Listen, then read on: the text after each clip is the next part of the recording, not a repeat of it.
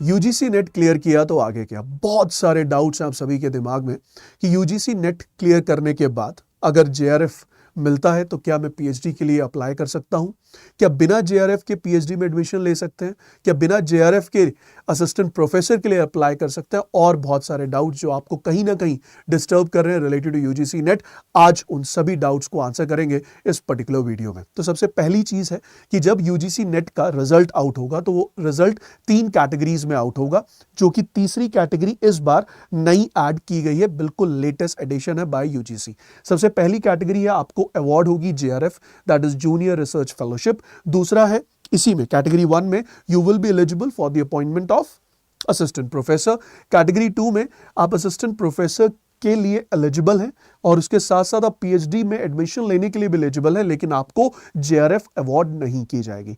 तीसरा और आखिरी पॉइंट है जो कि इस बार नया ऐड किया गया, वो क्या कि सर आप अप्लाई कर सकते हैं पीएचडी के लिए, लेकिन असिस्टेंट प्रोफेसर के लिए आप अप्लाई नहीं कर सकते और ना ही आपको कोई जेआरएफ अवार्ड की जाएगी। तो इन तीनों चीजों को डिटेल में समझते हैं। सबसे पहली चीज, अगर आप कैटेगरी 1 में आते हैं तो आपको जेआरएफ अवार्ड किया जाएगा, 2 साल जेआरएफ, 3 साल SRF. I hope you all are very well aware. अगर ये भी डाउट है कि जेआरएफ 2 साल मिलेगा और एसआरएफ 3 साल, टोटल हुए 5 साल, क्या जेआरएफ 2+1 भी हो जाता है, वैलिडिटी उसकी बढ़ जाती है, किस रीजन की वजह से ऐसा होता है, ये सारे अगर आपके दिमाग में डाउट है तो इसके लिए मैं एक स्पेशल वीडियो बना दूंगा व्हाट इज जेआरएफ, जिसमें ये सारे चीजों पे आंसर करूंगा। अभी के लिए अगर हम सुने तो अगर आप कैटेगरी 1 में आते हैं, जेआरएफ आपको अवार्ड किया जाएगा। असिस्टेंट प्रोफेसर के लिए आप अप्लाई कर सकते हैं। जिस भी यूनिवर्सिटी में असिस्टेंट प्रोफेसर के लिए वैकेंसीज आउट है, आप वहां जाकर अप्लाई कर सकते हैं with the help of your UGC net score. और उसके साथ साथ आप किसी भी यूनिवर्सिटी में पीएचडी में एडमिशन के लिए भी अप्लाई कर सकते हैं if you are in category 1। ठीक। दूसरा, कैटेगरी 2 में क्या है सर? कैटेगरी 2 में आप असिस्टेंट प्रोफेसर के लिए अप्लाई कर सकते हैं, पहला।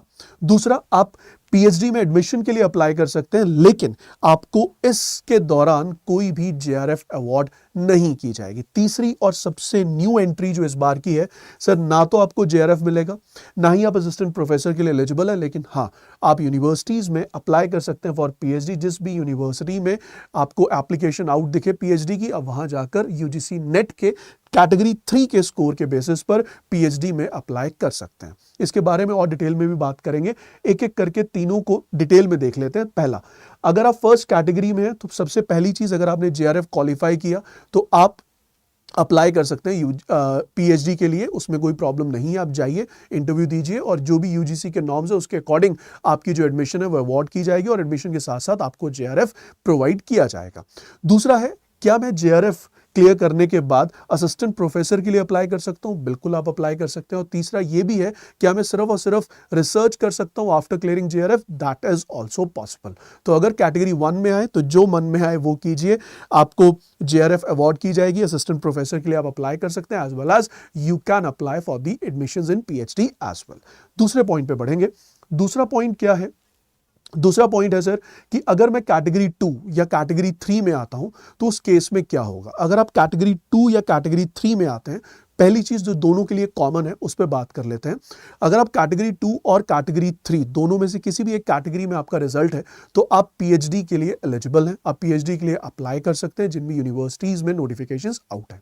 बहुत सारी यूनिवर्सिटीज जो है वो पीएचडी के लिए एंट्रेंस टेस्ट कंडक्ट करती हैं। अब पॉइंट ये है कि आपके पास यूजीसी नेट क्लियर है, आपके पास यूजीसी नेट का स्कोर है, तो आपको वो एंट्रेंस टेस्ट देने की जरूरत नहीं है। यूजीसी नेट स्कोर की वेटेज होगी 70%, 30% वेटेज होगी इंटरव्यू की, और उसके बेसिस पर फाइनली डिसाइड किया जाएगा that whether you will be allowed to start PhD in the given university. Clear हुआ? तो सर कैटेगरी 2 और कैटेगरी 3 में डिफरेंस क्या है? डिफरेंस है कि जो कैटेगरी 2 में है स्टूडेंट्स, वो असिस्टेंट प्रोफेसर के लिए भी अप्लाई कर सकते हैं, लेकिन जो कैटेगरी 3 वाले हैं वो असिस्टेंट प्रोफेसर के लिए अप्लाई नहीं कर सकते। तीसरा और सबसे बड़ा इंपॉर्टेंट एक और डिफरेंस है, हम जानते हैं यूजीसी ने बहुत क्लियरली कहा है कि जितने स्टूडेंट्स अप्लाई करेंगे उसमें से 6% students will be eligible for assistant professor, given I am talking about for every subject.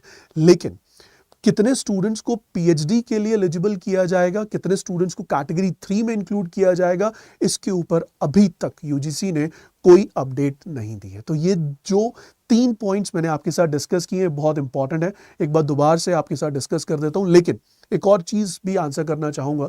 बहुत सारे स्टूडेंट्स ने बहुत सारे मैसेजेस लिखे, उसमें उन्होंने पूछा कि सर जेआरएफ क्या है, एसआरएफ क्या है, जेआरएफ 2 साल के लिए मिलता है या 3 साल के लिए मिलता है, और जेआरएफ के बाद एसआरएफ कितने साल के लिए मिलता है। इन सारे क्वेश्चंस के आंसर्स भी मैं दूंगा अपनी अगली वीडियो में, जिसमें मैं डिस्कस करूंगा पूरे का पूरा स्ट्रक्चर जेआरएफ का 2 साल प्लस 1 ईयर इफ रिक्वायर्ड, उसके बाद एसआरएफ, इन टोटल 5 ईयर्स। तो ये सारे क्वेश्चंस के आंसर मैं आपको आने वाली वीडियो में जरूर दूंगा। लेकिन अभी कैटेगरी 1 में आए जेआरएफ क्लियर, दूसरा apply for assistant professor, as well as third is you can apply for PhD.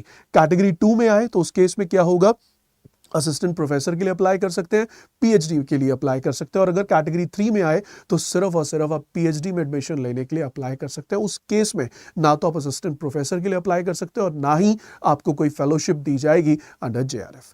I hope ये तीनों चीज़ें क्लियर होंगी। तो बहुत सारे डाउट्स जो आपके दिमाग में चल रहे थे related to JRF, without JRF क्या पीएचडी हो सकती है, अगर पीएचडी करना चाहते हैं तो उसके लिए कौन सी कैटेगरी में आना चाहिए रिजल्ट, आई होप ये सारी की सारी चीज़ें आज इस वीडियो की मदद से ज़रूर क्लियर हुई होंगी।